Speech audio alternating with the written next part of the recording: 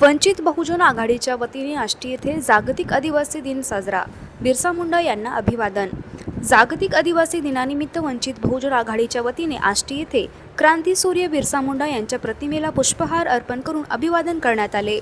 यावेळी शहराध्यक्ष गणेश वैद्य यांच्या नेतृत्वाखाली वंचितचे ज्येष्ठ नेते चोखाजी नाना सौंदर्य, जिल्हा सचिव शेख जमीर भाई, तालुका उपाध्यक्ष संकेत प्रधान, नामदेव नाचन, अजितजी पाईकराव, करण मोरे, शाकीर मनियार, निहाल भाई कुरेशी, दीपक दवंडे, धम्मदीप भालके, केशव राठोड, पत्रकार गौतमजी मस्के यांच्यासह आष्टीतील व्यापारी सूर्यभानजी मोरे, रोहिदासजी कांबळे व दीपकराव भालशंकर उपस्थित होते. आदिवासींचे हक्क, जल, जंगल, जमीन व स्वाभिमानासाठी बिरसा मुंडा यांचा लढा सर्वांसाठी प्रेरणादायी आहे, असे यावेळी सांगण्यात आले. भोकर शहरातील अतिक्रमणधारकांना अखेर अल्टिमेटम, हटाव मोहीम सुरू. शहरातील वाढते अतिक्रमण आणि वाहतूक कोंडीच्या पार्श्वभूमीवर प्रशासनाने 10 ऑगस्टपर्यंत अतिक्रमणे स्वतःहून हटवण्याची अंतिम मुदत दिली होती. मुदत संपताच मुख्य बाजारपेठ, बसस्थानक परिसर आणि प्रमुख चौकांमध्ये अतिक्रमण हटाव मोहीम सुरू करण्यात आली. कारवाईच्या धास्तीने काही दुकानदारांनी स्वतःहून शेड, ओटे आणि इतर अतिक्रमणे हटविण्यास सुरुवात केली. 11 आणि 12 ऑगस्ट रोजी प्रशासनाकडून सूचना व समज देण्यात येणार असून 13 ऑगस्टपासून अतिक्रमण करणाऱ्यांवर कडक दंडात्मक कायदेशीर कारवाई केली जाणार आहे. या मोहिमेमुळे शहरातील रस्ते मोकळे होऊन वाहतूक व्यवस्था सुरळीत होण्याची अपेक्षा आहे. कुरखेड्यात जागतिक मूल निवासी दिन उत्साहात साजरा.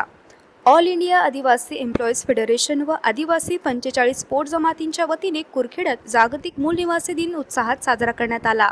देशमाता देवस्थान येथे पूजा व ध्वजारोहणानंतर शहरातून भव्य मिरवणूक काढण्यात आली. पारंपरिक वेशभूषा, वाद्य, गीते आणि नृत्याच्या माध्यमातून आदिवासी संस्कृतीचे दर्शन घडविण्यात आले. यानंतर किसान मंगल कार्यालयात मुख्य कार्यक्रम पार पडला. यावेळी मान्यवरांनी मार्गदर्शन केले. गुणवंत विद्यार्थी, उच्चशिक्षित व्यक्ती व सेवानिवृत्त कर्मचाऱ्यांचा सत्कार करण्यात आला. तसेच विधवा मातांना साडी चोळी देऊन सन्मानित करण्यात आले. कार्यक्रमाच्या यशस्वीतेसाठी फेडरेशनच्या पदाधिकारी व कार्यकर्त्यांनी सहकार्य केले. गडचिरोलीतील आश्रमशाळेतील विद्यार्थिनींना सर्पदंश, तिघींचा मृत्यू. धानोरा तालुक्यातील जपतलाई येथील अनुदानित आश्रमशाळेच्या वसतिगृहात झोपलेल्या 6 विद्यार्थिनींना मध्यरात्री विषारी सापाने दंश केला. या घटनेत सुष्मिता मंडल वय वर्ष 14, दीपिका लकडा वय वर्ष 12 आणि अनु कोरेटी वय वर्ष 8 या तिघींचा मृत्यू झाला. तर अन्य 3 विद्यार्थिनींवर गंभीर अवस्थेत उपचार सुरू आहेत. वसतिगृहात पुरेशा खाटा नसल्याने विद्यार्थिनी जमिनीवर झोपत असल्याची माहिती समोर आली आहे. घटनेवेळी वसतिगृहाच्या जबाबदार अधीक्षिका उपस्थित नसल्याचा आरोप असून प्रशासनाच्या निष्काळजीपणाविरोधात संताप व्यक्त होत आहे.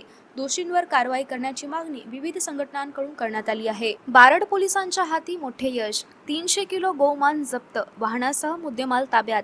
बारड पोलीस स्टेशनच्या हद्दीत पोलिसांनी कारवाई करत 300 किलो गोमान जप्त केले. पोलिसांनी केलेल्या कारवाईत MH26 AK 3885 क्रमांकाचे वाहन ताब्यात घेण्यात आले असून जप्त मुद्देमालाची एकूण किंमत 1,05,000 असल्याचे कागदपत्रात नमूद आहे. दिनांक 9 ऑगस्ट 2026 रोजी मिळालेल्या गुप्त माहितीच्या आधारे बारड पोलिसांनी ही कारवाई केली. कागदपत्रानुसार वाहनातून अंदाजे 250 किलो मांस व 300 रुपये किलो दराने एकूण 75,000 किमतीचे गोमांस आढळून आले. या प्रकरणी संबंधित कलमान्वये गुन्हा दाखल करण्यात आला असून पुढील तपास बारड पोलीस करत आहे.